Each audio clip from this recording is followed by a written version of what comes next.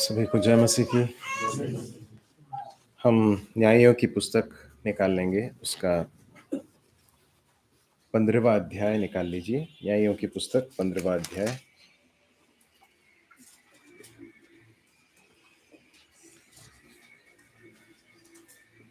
उसके 9 से लेकर 17 तक पढ़ेंगे। न्यायों की पुस्तक 15वां अध्याय 9 से लेकर 17 तक। जजेस चैप्टर 15 वर्स 9 to 17।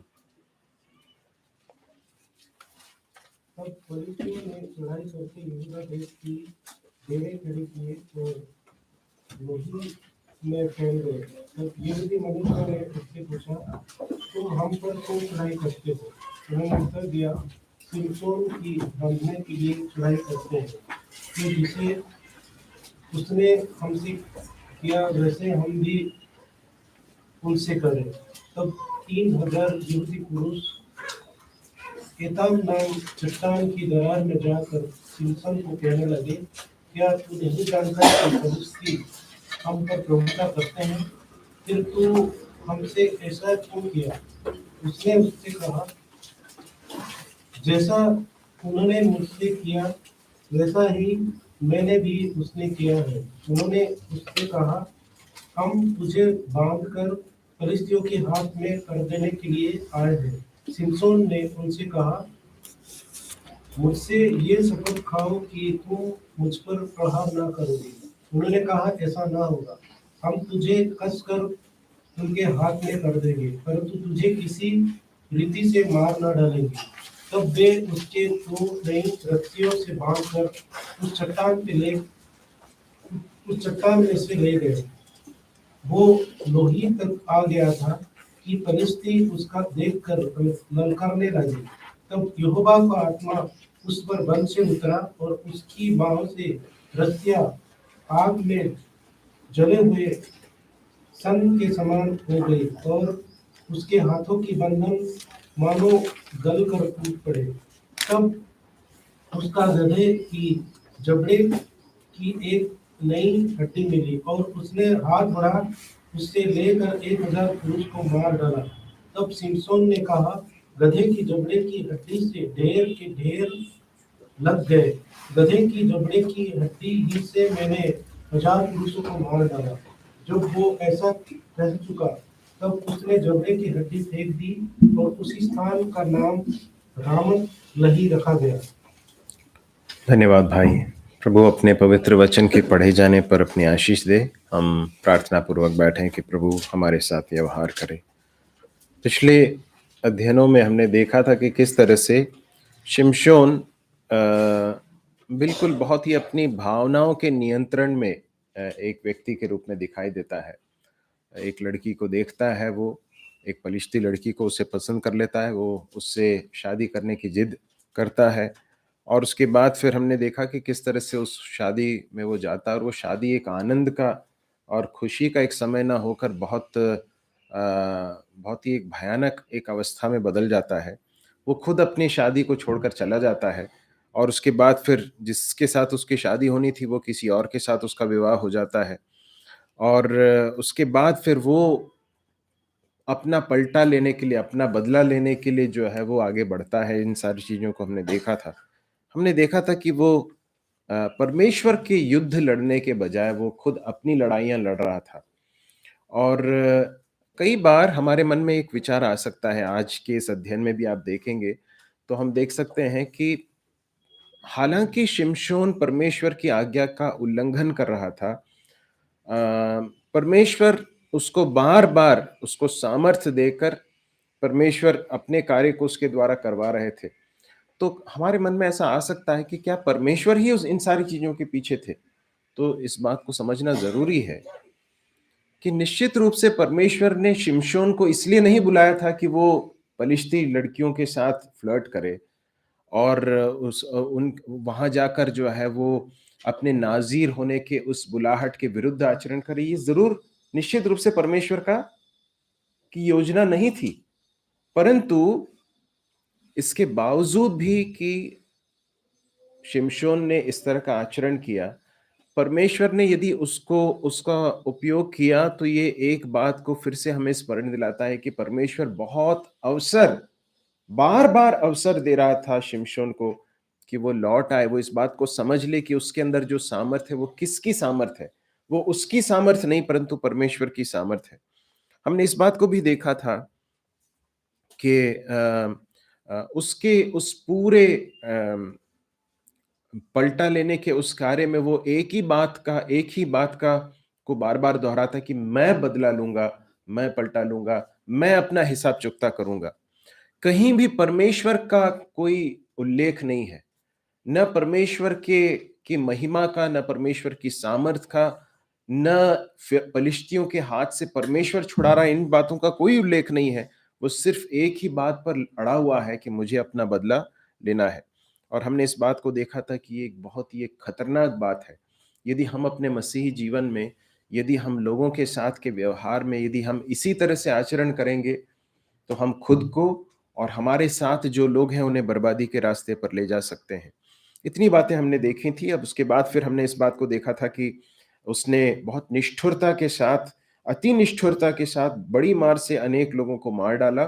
और उसके बाद लिखा है 15वें अध्याय के 8वें पद में, उसके अंतिम भाग में, तब एताम नामक चट्टान की एक दरार में रहने लगा। अब उसके बाद क्या हुआ? इसके बाद ये हुआ कि पलिश्ती लोगों को एक समझ में आ गया कि ये जो व्यक्ति है शिमशोन, ये हमारे संपूर्ण जाति के लिए एक बहुत बड़ा एक खतरा बनकर उभर रहा है। अभी तक शिमशोन को जो है उन्होंने एक व्यक्ति के रूप में, ज़रूर इसमें बड़ी ताकत है, परंतु उसे अपने नेशन के लिए, अपने राष्ट्र के लिए या अपनी जाति के लिए खतरे के रूप में नहीं देखा था। इसलिए अभी तक वो चुप थे, परंतु अब क्या हो रहा है? 9वें पद में लिखा है, पलिश्तियों ने चढ़ाई करके यहूदा देश में डेरे खड़े किए। अब इस बात को याद रखना है हमें कि ऑलरेडी पलिश्तियों की ही बंधुआई में है इज़राइली लोग। इज़राइली लोग पलिश्तियों के अधीनता में अपने जीवन को व्यतीत कर रहे हैं। वो जब चाहे आ जाते हैं, चढ़ाई कर लेते हैं, परंतु ये एक ऐसा दौर रहा होगा जबकि ऐसा कुछ हो नहीं रहा था। और अब जो है शिमशोन के व्यवहार ने उन चीजों को और भड़का दिया और उसके बाद फिर वो लही नाम के एक स्थान में फैल गए करके लिखा है।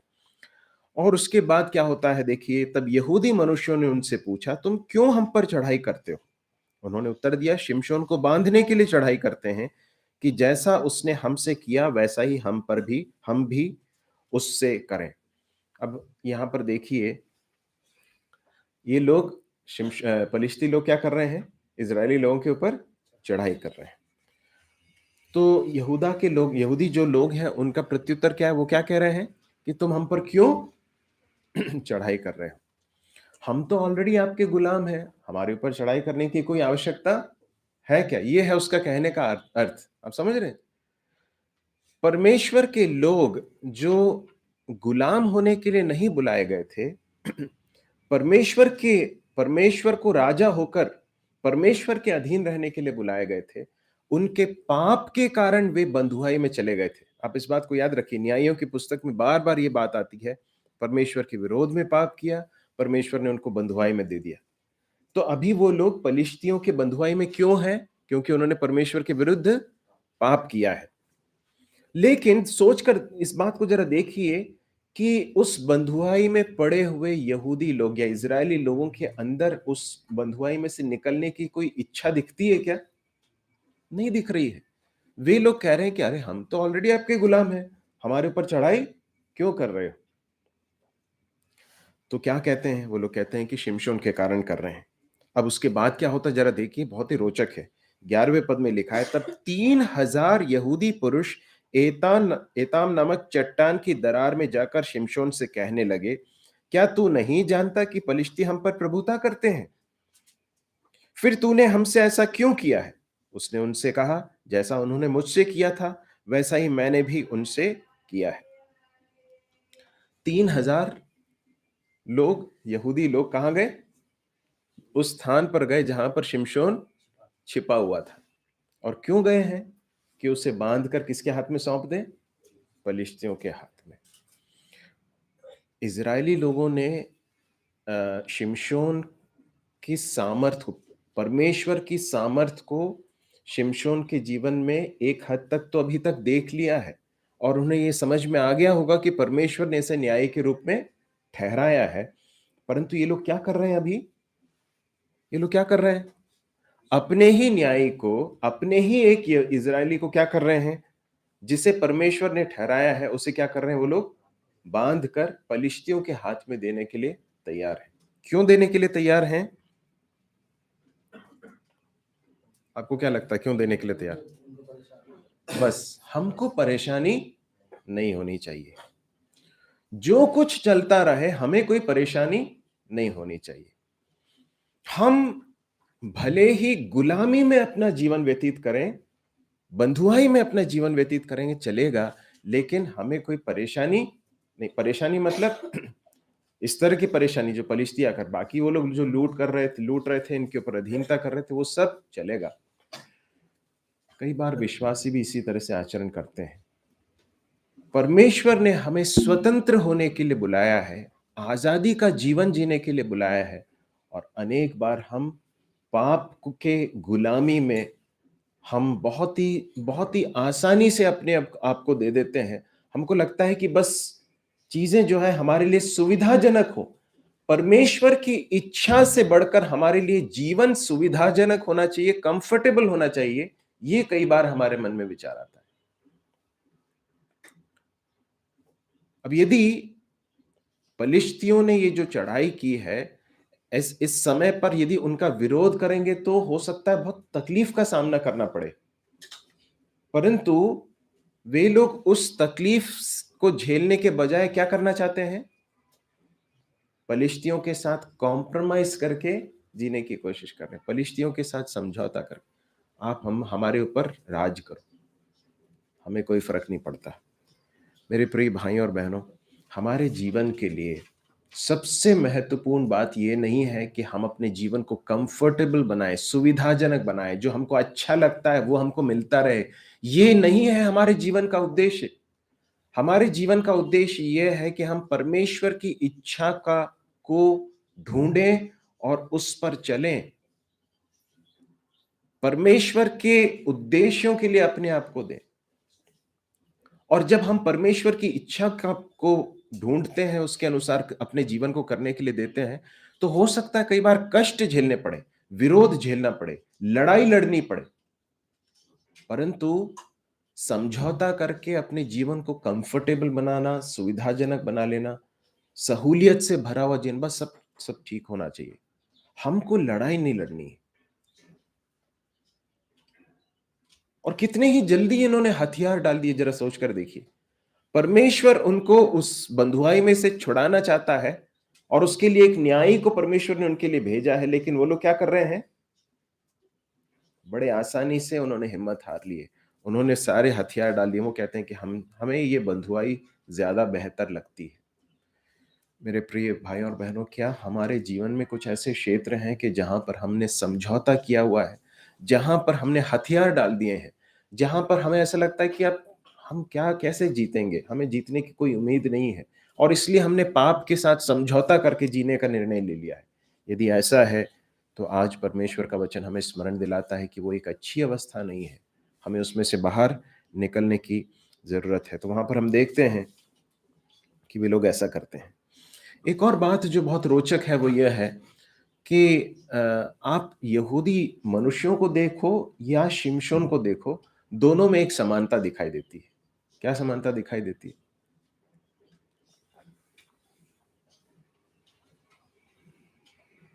जितना भाग हमने अभी पढ़ा 9 से लेकर 12 तक का, उसमें इन इजरायली लोगों और शिमशोन के बीच में क्या क्या सिमिलरिटी दिखती है, क्या समानता दिखाई देती है? दोनों सिर्फ अपने ही बारे में सोच रहे, सही है ना? शिमशोन क्या कहता है? जैसा उन्होंने मेरे साथ किया वैसा ही मैंने उनके साथ किया। और ये लोग क्या कर रहे हैं? तेरे कारण हमें परेशानी हुई ना, तब तू भिड़, तू इसके साथ निपट, हमको कोई मतलब नहीं है। देखिए कितनी दुख की बात है कि परमेश्वर का कोई उल्लेख ही नहीं इधर, न तो शिमशोन की ओर से है और न इजरायली लोगों की ओर से। और एक बहुत बड़ा एक सिद्धांत है जो मैं आपको बताना चाहता हूं यहाँ पर इस कलीसिया में, विशेषकर उन भाइयों को जो जिन्हें परमेश्वर ने एक चरवाहे का हृदय दिया है, मैं आपको बताना चाहता हूँ। याद रखिए इस बात को कि हम जैसे होंगे ना, वैसे ही उसी तरह से लोग भी सोचेंगे, कलीसिया के अन्य लोग सोचेंगे। हम जिस तरह से आचरण करेंगे, उन सारी चीज़ों को लोग देख रहे हैं और उन सारी चीज़ों को वो लोग फ़ॉलो करेंगे। शिमशोन के जीवन में परमेश्वर के प्रति जिस तरह की भक्ति, आज्ञाकारिता, समर्पण दिखाई देता है, उसी तरह की चीज़ें अब लोगों में भी दिखाई दे रही हैं। आप किसी भी समय में देख लीजिए पुराने नियम में, जहां भी ऐसे अगुए रहे, नेतृत्व करने वाले लोग रहे जो परमेश्वर की भक्ति करते थे, समर्पित थे, ऐसे लोगों के समय पर जो जो दूसरे लोग थे, प्रजा थी, उनके ऊपर भी उसका बहुत बड़ा प्रभाव पड़ा। पड़ा था कि नहीं? बिल्कुल पड़ा। इसलिए जो लीडरशिप में है, नेतृत्व में है, उनका जीवन बहुत मैटर करता है कि वो किस तरह से अपने जीवन को व्यतीत करते हैं। प्रभु हमारी सहायता करे कि हम अपने जीवन को सिर्फ कंफर्टेबल बनाने की फिराक में न रहें। हमारे जीवन का उद्देश्य सिर्फ ये न रहे कि बस जीवन सहूलियत से भरा रहे, कोई तकलीफ ना हो, परेशानी ना हो। पाप के साथ मुठभेड़ है, पाप के साथ लड़ाई है। हो सकता है कुछ ऐसी चीजें हैं जिसके साथ आप संघर्ष कर रहे हैं, जिन्हें छोड़ना चाहते हैं या जिसमें से बाहर निकलना चाहते हैं। परंतु यदि हम उसके लिए अगर तकलीफ उठाने के लिए अगर तैयार नहीं रहेंगे, लड़ाई लड़ने के लिए तैयार नहीं रहेंगे, तो फिर क्या होगा? हम इन्हीं के समान हमेशा बंधुआई में ही पड़े रहेंगे। प्रभु हमारी सहायता करें। आगे फिर हम पढ़ेंगे उसके ठीक है, हमने उसमें हम पढ़ चुके हैं। तब वो लिखा है कि वो चट्टान में से ले गए, बांध कर उसको लेके गए, और जब वह लही तक आ गया तो पलिश्ती उसको देखकर ललकारने लगे। अब क्या हुआ? पलिश्तियों ने जब देखा कि अरे इसको बांध कर ला रहे हैं, तो उन्होंने सोचा कि अब तो कुछ इससे नहीं होगा, तो वो लोग ललकारने लगे। और तब क्या हुआ? तब यहोवा का आत्मा उस पर बल से उतरा, 14वां पद, और उसकी बाहों की रस्सियां आग में जले हुए सन के समान हो गईं और उसके हाथों के बंधन मानो गलकर टूट पड़े। तब उसको गधे के जबड़े की एक नई हड्डी मिली और उसने हाथ बढ़ाकर उसे ले लिया और उससे 1000 पुरुषों को मार डाला। अब यहां पर जो है एक बात जो है ध्यान देने लायक है, वो यह है कि ये व्यक्ति भले ही बार बार अपने उस बुलाहट के विपरीत आचरण कर रहा है, सिर्फ अपने बारे में सोच रहा है, लेकिन इसके बावजूद परमेश्वर उसको बार बार अवसर दे रहा है। यहां जब लिखा है कि परमेश्वर का आत्मा, यहोवा का आत्मा उस पर बल से उतरा, ये एक परमेश्वर के बड़े अनुग्रह का एक एक कथन है कि इसके बावजूद भी कि शिमशोन बार बार जो है परमेश्वर के विरोध में विद्रोह कर रहा था, उसके बावजूद भी परमेश्वर की आत्मा ने उसे छोड़ नहीं दिया। मेरे प्रिय भाइयों और बहनों, हमारे जीवन में भी ऐसे क्षेत्र हो सकते हैं जहां पर हम बार बार विद्रोह करते हैं, उसके बावजूद भी परमेश्वर के अनुग्रह के कारण हम जिंदा हैं, जीवित हैं। ये परमेश्वर का अनुग्रह है कि आज भी परमेश्वर हमारे साथ व्यवहार करता है, हमसे बात करता है, हमें बार बार चेतावनी देता है, हमें वचन से चिताता है, हमें सामर्थ देता है, लोगों को हमारे पास लेकर आता है ताकि हम परमेश्वर के वचन से सुने। यहां पर देखते हैं कि परमेश्वर ने उसे फिर से एक और बार सामर्थ दी और उसके बाद फिर वहां पर उसने एक बहुत बड़े विजय को अर्जित किया, हासिल किया। इस बात को हम देखते हैं। लेकिन 16वें पद में वो क्या कह रहा, पढ़े उसे। अब शिमशोन ने कहा, जबड़े गधे के जबड़े की हड्डी से ढेर के ढेर लग गए। गधे के जबड़े की हड्डी ही से मैंने 1000 पुरुषों को मार दिया। ये शिमशोन जो है बड़ा कविताएं या फिर गीत वीत लिखने वाला व्यक्ति था लगता है, क्योंकि इसके पहले भी उसने कुछ ऐसे ही कुछ पंक्तियां जो है वो पहेली में भी जो इसी तरह से कुछ बताया था। परंतु आपको क्या लगता है ये सुनकर, क्या लगा आपको? वो इस बड़े कार्य को जिसमें परमेश्वर के आत्मा ने बड़े बल के साथ उसे सामर्थ्य देकर उससे विजय दिलवाई, वो क्या कह रहा है?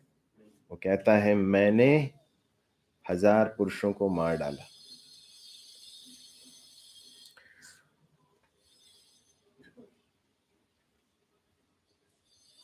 यदि हम परमेश्वर के लिए वास्तव में काम आना चाहते हैं मेरे प्रिय भाइयों और बहनों, तो हमें याद रखना होगा कि हम कुछ भी नहीं हैं। हम कुछ भी नहीं हैं, और यदि हमारे जीवन में यदि कुछ भलाई दिखती है, हमारे जीवन के द्वारा कुछ अच्छी चीज़ें होती हुई दिखाई देती हैं, लोगों को कुछ आशीष मिलती है, जब हम वचन से बाँटते हैं तो उसके द्वारा परमेश्वर लोगों के साथ व्यवहार करता है, या फिर हम लोगों के साथ बातचीत करते हैं तो उसके द्वारा लोगों को आशीष मिलती है। हमारे जीवन से कुछ भी अगर अच्छा होता हुआ दिखाई देता है, तो याद रखिए कि ये सिर्फ़ और सिर्फ़ परमेश्वर के अनुग्रह का एक काम है। इसमें हमारी कोई बड़ाई की बात नहीं है। जिस क्षण एक व्यक्ति अपने आप को फ़ोकस में लाने लगता है, वो सोचता है कि मैंने किया है, वो उसके पतन का बहुत बड़ा कारण बन जाता है।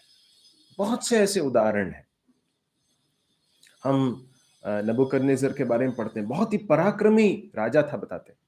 और आपको मुझे नहीं मालूम, मैंने सुना है इस तरह से कि जो सद्दाम हुसैन जब इराक में वो राज करता था, उसके राजमहल में नबूकदनेस्सर का एक पोर्ट्रेट था करके बताते हैं। मुझे नहीं मालूम ये सही है कि नहीं, परंतु ऐसा बताते हैं कि वो, क्योंकि वो उनके उस साम्राज्य का एक बहुत ही एक नामी, एक बहुत ही विख्यात एक व्यक्ति रहा है नबूकदनेस्सर जो राजा है। तो ये व्यक्ति इतना पराक्रमी व्यक्ति था और बहुत बड़े साम्राज्य का हेड था, और वो अपने राजमहल के ऊपर जाकर टहल रहा था। वो क्या कहता है कि या क्या यह वो बेबीलोन नहीं है जिसे मैंने अपने सामर्थ्य से, अपने महिमा के लिए बनाया है, इस तरह से कहता है। क्या होता है आप जानते हैं ना, तुरंत परमेश्वर उसे उस राजमहल से बाहर निकाल देते हैं। वो जानवरों के समान हो जाता है, उसकी बुद्धि जानवरों के समान हो जाती है, उसके उसके खाल जो है जानवरों के समान हो जाते हैं, उसके नाखून निकल आते हैं, वो 4 पैरों पर जो है वो चलने लगता है, उससे मतलब इस तरह से जैसे जानवर चलते हैं वैसे चलने लगता है। वो घास चरने लगता है, वो जंगल में अनेक समय तक रहता है। उसके बाद फिर परमेश्वर उसको वापस उसकी बुद्धि को लौटाता है, और वो फिर वो बाद में आकर कहता है कि परमेश्वर ही है जो सारे सृष्टि के ऊपर राजा है। वो इस बात को मान लेता है। मेरे प्रिय भाइयों और बहनों, हम कभी अपने बारे में जितना सोचना है उससे कभी अधिक ना सोचें। प्रभु हमारी सहायता करे कि हम अपने जीवन को हमेशा परमेश्वर के सामने नम्रता के साथ जी सकें। उसके बाद फिर हम आगे पढ़ते हैं, 17 से लेकर 20 तक भी पढ़ लें। जब वो ऐसा कह चुका तब उसने जबड़े की हड्डी फेंक दी और उस स्थान पर उसका नाम रामात नहीं रखा गया। तब उसको बड़ी प्यास लगी और उसने यहोवा को पुकारके कहा, तूने अपने दास से यह बड़ा छुटकारा कराया है, फिर क्या मैं अब प्यासों मर के उन खतनाहीन लोगों के हाथ में पड़ूं? तो परमेश्वर ने नहीं लोगों के हाथ में पड़ूं, तो परमेश्वर ने नहीं में ओखली सा गहरा कर दिया और उसमें से पानी निकलने लगा। तब सिमसोन ने पिया, तब उसके जी में जी आया और वह फिर ताजा दम हो गया, और इस कारण उस सोते का नाम एनहक्कोरे रखा गया। वह आज के दिन तक लही में है। सिमसोन को फलिस्तियों के दिनों में 20 वर्ष तक इजराइल का न्याय करता रहा। अब यहाँ होता है क्या? यहाँ होता है कि उसने इस बड़े कार्य को कर तो लिया, और उसके बाद लिखा है कि उसने जबड़े की हड्डी फेंक दी और उसका नाम रामत लही रखा गया। उसके बाद 18वें पद में हम पढ़ते हैं, जब तब उसको बड़ी प्यास लगी। और तब क्या होता है, वो क्या कर रहा है?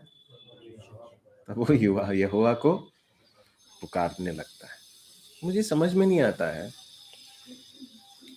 कि इतना ताकतवर व्यक्ति, लेकिन इस समय पर अचानक उसको यहोवा को पुकारने की जरूरत क्यों पड़ी? हाँ पंकज, क्या लगता है क्यों पड़ी? प्यासा है तो जी,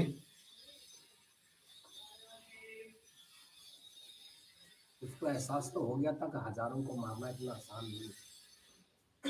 ओके। कहीं बोलता है कि हमको छुटकारा तो दे देती है, जो संकट में पड़ा था निकाल लाया। हाँ, लेकिन अभी उस वो ये जो कुछ कर रहा है वो प्यास के कारण कर रहा है। वो ऐसा क्यों कह रहा है?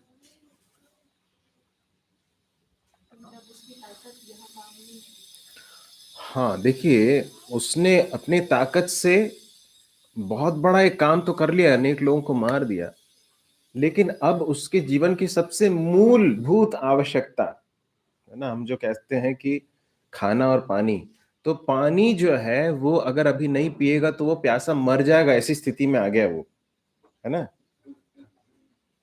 और ऐसे समय पर उसको ये समझ में आया कि अब मैं बिना परमेश्वर के अनुग्रह के अब जीवित नहीं रह सकता। उसे समझ में आया कि अगर प्रभु अभी मेरे लिए इस प्यास का कुछ प्रबंध न करे तो मैं अपनी ताकत से कुछ कर नहीं सकता। उसकी सारी ताकत वहां पर खत्म हो गई। मेरे प्रिय भाइयों और बहनों, परमेश्वर हमें कई बार जब हम इस तरह से अहंकार करने लगते हैं, ये अपने बारे में जितना सोचना है उससे अधिक सोचने लगते हैं, तो प्रभु हमें कई बार ऐसी एक अवस्था में लेकर आते हैं जब हमें समझ में आता है कि हम परमेश्वर के बिना कुछ भी कर नहीं सकते हैं। परमेश्वर के भक्तों के जीवन को आप पुराने नियम में देखिए, जो प्रभु के लिए काम आए, वे सब एक समय पर बहुत सेल्फ कॉन्फिडेंट लोग थे। मूसा के बारे में आपको याद है? 40 साल का ट्रेनिंग लेकर आया है। कहां से? फिरौन के राजमहल से सारी हर प्रकार की ट्रेनिंग मिली है, और वो कहता कि मैं तैयार हूं इजरायली लोगों को छुड़ाने के लिए। और वो जाकर देखता है कि एक इजरायली को एक मिस्री व्यक्ति जो है वो मार रहा है, और वो क्या करता है, इधर उधर देखता है, उसको मारकर उसको रेत में दफना देता है। बहुत सेल्फ कॉन्फिडेंट था, लेकिन उसके बाद क्या होता है आप जानते हैं? उसको वहां से भागना तो पड़ता ही है। उसके बाद 40 वर्ष, अगले 40 वर्ष परमेश्वर उसको कहाँ रखता है? रेगिस्तान में, अपने ससुर के भेड़ बकरियों को चराने के उस समय पर मूसा का सारा सेल्फ कॉन्फिडेंस जो है वो सब परमेश्वर क्या कर देते हैं? चूर कर देते हैं। परमेश्वर उसे बता देते हैं तू कुछ नहीं कर सकता। और वो समय है जब परमेश्वर के लिए मूसा पूर्ण रूप से तैयार हो गया है। तब परमेश्वर कहता है कि हाँ, नाउ यू आर रेडी, अब तुम तैयार हो गए। यहां पर शिमशोन को ये समझ में आ जाता है कि परमेश्वर की सहायता के बिना मैं कुछ नहीं, अभी मैं जीवित ही नहीं रह सकता। तब वो कहता है, तूने अपने दास से ये बड़ा छुटकारा कराया है। थोड़ी देर पहले क्या बोल रहा था? मैंने मार डाला। अभी क्या बोलता है? तूने अपने दास से ये बड़ा छुटकारा कराया है। देखिए, अब वो समझ में आ रहा है, उसको समझ में आ रहा है कि वो कौन है और वो किसकी सेवा कर रहा है, किसने इस कार्य को करवाया है। वो क्या कहता है? कुछ कुछ शब्दों को ध्यान दीजिए, क्या लिखा है? तूने अपने दास से, पहली बात तो वही कहता है कि मैं कौन हूं? मैं कौन हूं? मैं दास हूं। पहली बात तो ये कहता है कि मैं परमेश्वर, मैं तेरा दास हूं। उसने परमेश्वर की प्रभुता को अंगीकार किया। वो कहता है कि प्रभु आप ही हैं जो मेरे स्वामी है, मेरे जीवन के ऊपर आपका अधिकार है। फिर वो कहता है तूने ये छुटकारा मेरे द्वारा कराया है, या फिर ये जो छुटकारा दिया है वो किसने दिया है? प्रभु आपने दिया है ना। प्रभु के सामर्थ को वो इस समय पर मानता है। और उसके बाद वो कहता है, हे फिर क्या मैं अब प्यासों मर के उन खतनाहीन लोगों के हाथ में पड़ूं? अब वो क्या कह रहा है मालूम है? वो ये कह रहा है कि प्रभु, ये लोग जो तेरा भय नहीं मानते हैं, ऐसे लोगों के हाथ में यदि मैं पड़ जाऊंगा, मर जाऊंगा और उसके बाद उनके हाथ में पड़ जाऊंगा, तो वे उसके द्वारा किसके नाम का अनादर होगा? आपके नाम का अनादर होगा। ये है जो उसके कहने का अर्थ है, तात्पर्य है।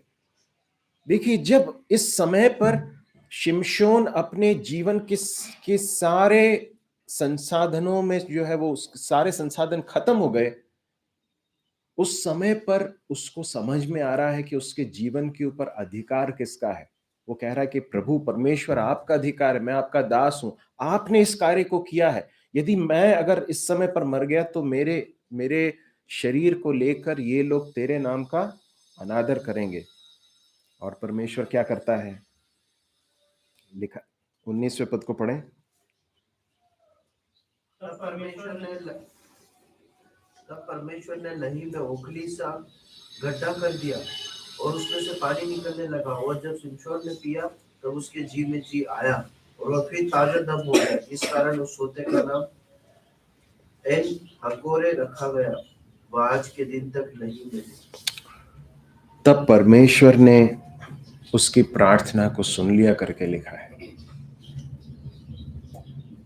मैं जब बार बार शिमशोन के जीवन के में से होकर गुजर रहा था, तो मैं सोच रहा था कि कितने बार परमेश्वर के प्रति विद्रोह करने के बावजूद, अपने ही स्वार्थ के लिए जीने के बावजूद भी परमेश्वर कितने अनुग्रह के साथ, कितने ग्रेशियसली उसके साथ व्यवहार कर रहा है।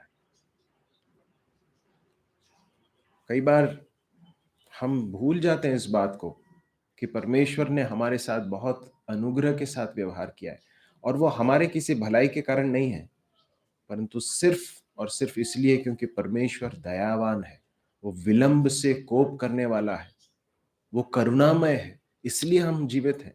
इसलिए नहीं क्योंकि हम बेहतर हैं। कई बार हम इस तरह से सोचने लगते हैं कि हमारे अंदर कुछ है इसलिए परमेश्वर ने हमें रखा हुआ। नहीं, कुछ भी नहीं है। यहाँ पर देखते हैं कि इसके बावजूद, इन सारी चीजों के बावजूद परमेश्वर ने उसकी प्रार्थना को सुनकर उसके लिए उस समय पर एक रास्ता तैयार किया। क्या हुआ, वहां पर लही जो स्थान था, वहां पर एक प्रभु ने एक गड्ढा कर दिया, उसमें से पानी निकलने लगा और शिमशोन ने पिया और उससे सामर्थ्य पाई। हमारा परमेश्वर प्रार्थना सुनने वाला, दया करने वाला, करुणा करने वाला और क्षमा करने वाला परमेश्वर, इस बात का एक बहुत बड़ा प्रमाण है जो यहाँ पर हमें मिलता है। इसलिए हमारे जीवन में जब हमें परमेश्वर का आत्मा हमारे जीवन के किसी पाप के बारे में हमें कन्विक्ट करे, कायल करे, बोध लेकर आए, तो उस समय तुरंत परमेश्वर को पुकारें हम, क्योंकि परमेश्वर हमारा दयावान है, वो हमारी प्रार्थनाओं को सुनकर हमारी सहायता करने के लिए तत्पर है। इस बात को हम देख सकते हैं। उसके बाद फिर हम उसके अगले अध्याय में आ जाएंगे और जल्दी से उसके 1 से लेकर 3 तक पढ़ेंगे। पढ़ लें जल्दी से। तब शिमशोन अज्जा को गया, वहां एक वेश्या को देखकर उसके पास गया। जब अज्जियों को इसका समाचार मिला कि शिमशोन यहाँ आया है, तब उन्होंने उसको घेर लिया और रात भर नगर के फाटक पर उसी घाट में लगे रहे और यह कहकर रात भर चुप रहे कि बिहान को भोर होती है उसको घाट करेंगे। परंतु शिमशोन आधी रात तक पड़ा रहकर आधी रात को उठकर उसने नगर के फाटक के दोनों पल्लों और दोनों बाजुओं को पकड़कर बेड़ों समेत उखाड़ लिया और अपने कंधों पर रखकर उन्हें उस पहाड़ की चोटी पर ले गया तो ड्रोन के सामने। हम यहाँ पर 15वें अध्याय के 20वें पद को यदि देखें तो वहां पर लिखा है, शिमशोन तो पलिश्तियों के दिनों में 20 वर्ष तक इजराइल का न्याय करता रहा। देखिए, इससे पहले क्या हुआ था, बहुत सारी घटनाएं हुई, उन सब में वो बस अपनी लड़ाई लड़ता हुआ, अपने स्वार्थ के लिए, अपनी अभिलाषा, अपनी वासना के लिए जीवन जीता हुआ दिखाई देता है। यहाँ पर आकर एक ऐसा समय आया है जहां पर परमेश्वर को पुकारते हुए, परमेश्वर से सहायता प्राप्त करते हुए हम देख सकते हैं। और उसके बाद लिखा है कि वो इजराइल का न्याय करता रहा। तो ऐसा समझ में आता है, ऐसा लगता, हम नहीं मालूम कि ये उसके संपूर्ण उस न्याय करने के उस अंतराल को ये बता रहा है 20 वर्ष, या फिर उसके बाद 20 वर्ष गुजर गए, ये नहीं मालूम। परंतु इतना जरूर हम अंदाजा लगा सकते हैं कि कुछ समय तो बीता होगा जब तक वो परमेश्वर के प्रति अब जो है आज्ञाकारी होकर अपने कार्य को, जिस कार्य को करने के लिए उसे बुलाया गया था, उस कार्य को करता रहा, ऐसा समझ में आता है। लेकिन कुछ ही समय बीतने के बाद क्या लिखा है 16वें अध्याय के पहले पद में, तब शिमशोन गाजा को गया। गाजा कहां पर है? पलिश्तियों के देश में है। और वहां पर वो फिर से उसी पैटर्न में, उसी पैटर्न में वापस उसको फंसते हुए देख सकते हैं। किस कार्य में? स्त्री के प्रति वासना उसके जीवन में दिखाई देती है। वो देखते हैं वहां एक वेश्या को देखकर उसके पास वो जाता है। क्या उसे वहां जाने की कोई आवश्यकता है? बिल्कुल नहीं है। उसके साथ पिछले वर्षों में कुछ ऐसी घटनाएं हो चुकी हैं जिससे उसे स्पष्ट समझ में आ सकता है कि मैं यदि परमेश्वर के रास्ते से अगर भटक जाऊंगा तो ये मेरे लिए बहुत खतरनाक हो सकता है। हमने पिछली बार देखे थे, खतरे के बहुत सारे चिन्ह परमेश्वर ने उसको दिए थे, वार्निंग साइंस दिए थे, परंतु अभी क्या कर रहा है वो फिर से उसी उलझाने वाले पाप में वो वापस अपने आप को दे रहा है। इब्रानियों 12वें अध्याय के पहले पद को कोई पढ़ लें।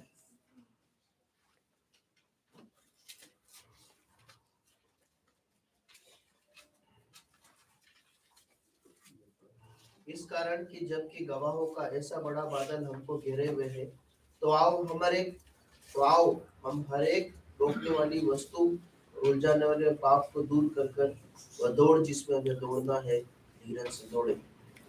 कुछ ऐसे पाप हैं जो बार बार हमें उलझा सकते हैं। वो हर व्यक्ति के लिए अलग अलग होते हैं। हमें पहचानना है कि हमारे जीवन में कौन सा पाप है जो बार बार हमें उलझा देता है। यहां पर हम देख सकते हैं कि शिमशोन फिर से उसी उलझाने वाले पाप में फंस रहा है।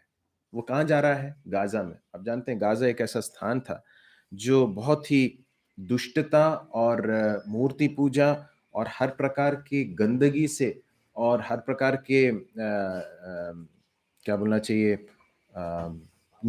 अनैतिकता से, पाप से भरा हुआ एक नगर था गाजा, और वो वहां पर जा रहा है। क्या जरूरत है उसे जाने की? हम जहां पर जाते हैं, कहां पर जा रहे हैं, किन लोगों के साथ उठते बैठते हैं, हमारा समय किन लोगों के साथ ज्यादा बीतता है, और हम किस तरह की चीजों को के साथ ज्यादा समय व्यतीत करते हैं, ये सब हमारे जीवन को प्रभावित करता है। और यदि हमारे जीवन में कुछ ऐसे क्षेत्र हैं जहां पर बार बार हम उलझ जाते हैं पाप में, तो फिर उन क्षेत्रों से दूर भागना हमारी बहुत बड़ी जिम्मेदारी है। यहां पर हम देखते हैं कि वो फिर से खिलवाड़ कर रहा है।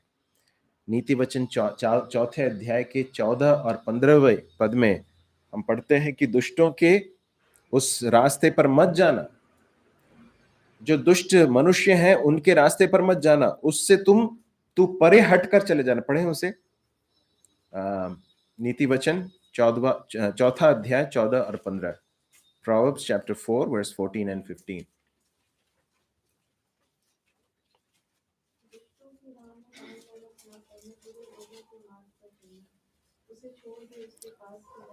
हाँ, उसे छोड़ दे, उसके पास ही न जा। फिर हाँ, just pass it away, turn from it, avoid it, इस तरह के शब्द वहां पर प्रयोग किया गया है। परंतु हम यहाँ पर देखते हैं कि वो वहां जा रहा है, वापस जा रहा है। हमने पिछले एक बार के अध्ययन में देखा था ना, आपको याद होगा, नीति वचन में ही एक भाग में हम पढ़ते हैं एक व्यक्ति के बारे में जो उस रास्ते की ओर जाता है जहां पर एक वेश्या रहती है। उस रास्ते की ओर वो जा रहा है, वो वहां पर जाकर इधर उधर टहल रहा है। क्यों? क्योंकि हृदय के अंदर पाप की इच्छाएं जो हैं भरी हुई हैं। हम एक व्यक्ति के बारे में पढ़ते हैं परमेश्वर के वचन में, पुराने नियम में, जिसका नाम है लूत। और लूत के बारे में हम ऐसा पढ़ते हैं कि उसने अपना डेरा सदोम और अमोरा के पास जाकर लगाया करके लिखा है। सदोम और अमोरा में के अंदर बाद में लगाया, परंतु उससे पहले क्या किया? उसके पास जाकर अपने डेरा लगाया, उसने अपना तंबू लगाया। उसने देखा कि वो नगर जो है हर प्रकार की दुष्टता से, हर प्रकार की गंदगी से भरा हुआ है, उसके बावजूद उसने उसके करीब जाकर अपना तंबू लगाया। और फिर हम जानते हैं उसके बाद क्या हुआ। कुछ ही समय के बाद वो नगर के अंदर जाकर रहने लगा। और उसके बारे में हम पढ़ते हैं कि दूसरा पत्रस 2 दूसरा अध्याय के 8वें पद में, जरा पढ़ें उसे, दूसरा पत्रस 2 का 8।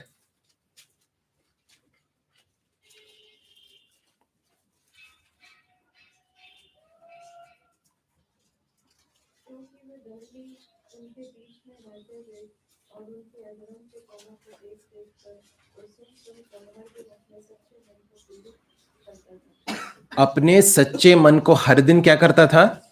पीड़ित करता था। कोई जबरदस्ती थी क्या उसके ऊपर करने के लिए? नहीं थी। कोई आवश्यकता नहीं थी वहां पर रहने की, परंतु उसने उस स्थान को चुना था। हो सकता है अच्छी भूमि है, कृषि करने के लिए अच्छी भूमि है, बहुत अच्छी आमदनी हो सकती है, ये सब उसके प्लस पॉइंट्स थे। परंतु दूसरी तरफ क्या हो रहा था, उसके सच्चे मन को वो क्या कर रहा था, बार बार पीड़ा दे रहा था। उन वहां के लोगों के दुष्टता के कामों को देखते हुए, सुनते हुए क्या कर रहा है, अपने सच्चे मन को पीड़ित कर रहा है। कुछ लोग होते हैं जो पाप के साथ सीधे खिलवाड़ करते हैं, कुछ लोग होते हैं जो इनडायरेक्ट तरीके से अपने आप को नुकसान पहुंचाते हैं। लूत का जीवन एक ऐसा व्यक्ति है, लूत एक ऐसा व्यक्ति है जो जानता था और उसमें शामिल नहीं था, परंतु उसके बावजूद उसने अपना डेरा उसके पास में जाकर लगाया। बहुत बड़ा नुकसान हुआ। आप जानते हैं उसके बाद क्या हुआ है?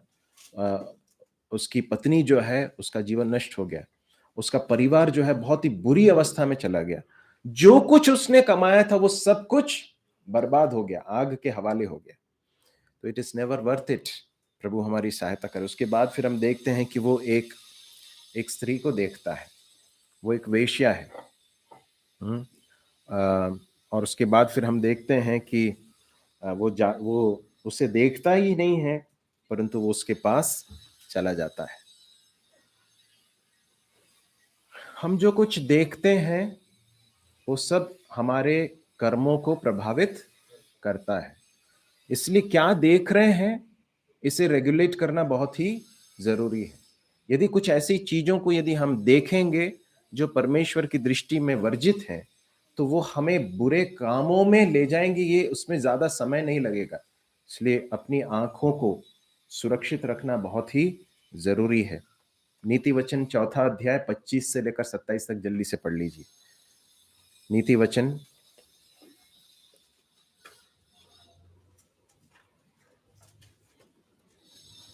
4 का 25 से लेकर 27।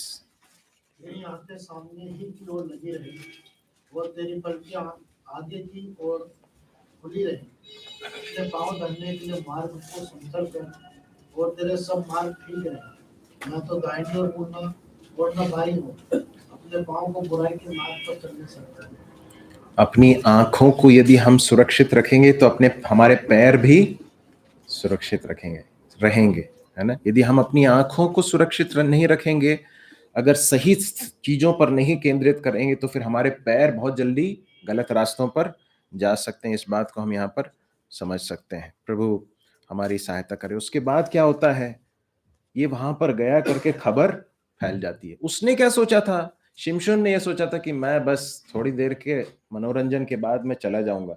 लेकिन क्या होता है, गाजा वासियों को इसका समाचार मिल जाता है कि शिमशोन यहाँ पर आया है। और उसके बाद कुछ लिखा है, क्या लिखा है, उन्होंने उसको घेर लिया और रात भर नगर के फाटक पर उसकी घात में लगे रहे। देखिए, पाप भी ऐसे काम करता है ना। पाप सबसे पहले हमें प्रलोभित करता है ना। और हमेशा पाप के प्रलोभन के साथ हमेशा एक चीज रहती है कि शैतान कभी भी उसका परिणाम हमको नहीं दिखाता कि इसका परिणाम क्या होगा। बहुत लुभावने तरीके से हमें हमें लुभाता है, प्रलोभित करता है। और लिखा है कि वो रात भर उसकी घात में लगे रहे करके लिखा है। पाप भी इसी तरह से एक्ट करता है, इसी तरह से फंक्शन करता है कि हम यदि पाप के लिए अपने आप को देंगे, प्रलोभन में अपने आप को देंगे, तो वो धीरे धीरे धीरे करके जो है हमें अपने अपने फंदे में फंसाता है। और लिखा है, और यह कहकर रात भर चुपचाप रहे कि भोर होते ही हम उसको घात करेंगे। प्रलोभन किस तरह से बढ़ रहा है आपने देखा। पहले क्या हुआ, वो देखता है, उसके बाद जाता है, उसके बाद खबर फैल रही है, घेर लिया जा रहा है, और उसके बाद फिर वो लोग घात में लगे हुए हैं और रात भर चुपचाप बैठे हुए हैं। और क्या है उनके मन में कि भोर होते हुए क्या करेंगे, हम उसको क्या कर देंगे, मार डालेंगे। पाप का अंत किस में होता मालूम है, अंततः मृत्यु में उसका परिणाम होता है। इसलिए हम याकूब की पत्री में पढ़ते हैं उसके बारे में। याकूब की पत्री उसके जरा जल्दी से उस भाग को निकाल लीजिए। यदि आपको मिल जाए तो आप बता भी सकते हैं रेफरेंस।